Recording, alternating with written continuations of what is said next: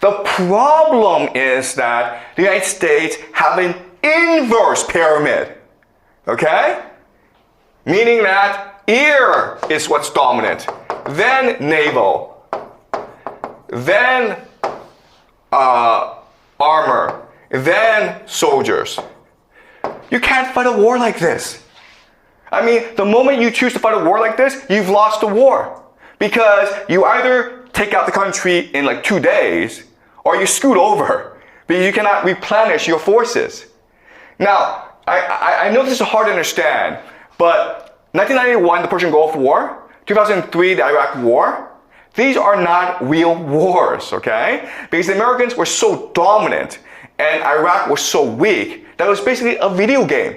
All right? These pilots flying around, just bombing everything, okay? It's like guys in tanks just running over the Iraqi army.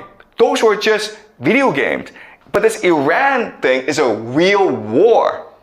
And therefore, you cannot fight a war like this. If you want to win this war, the only thing you can do is return to a realistic cost pyramid. You don't have a choice in the matter, right? Because again, your cheapest product are soldiers, right?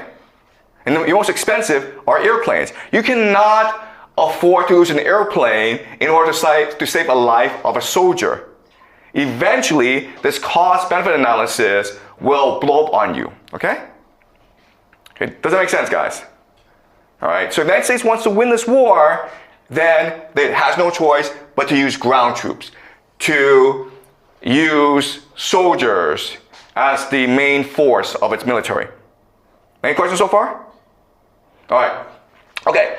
Now the question then is, will the United States use ground troops? I already said that if the United States is to win this war, it has no choice but to use ground troops. But will the United States use ground troops?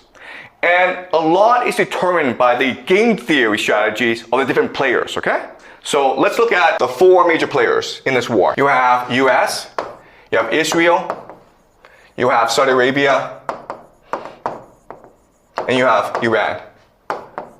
Okay? All right? So the United States and Iran, they're pretty easy to understand. What the United States wants to do is destroy Iran. Why? Because if we were to destroy Iran, the United States would have complete control over Middle East oil.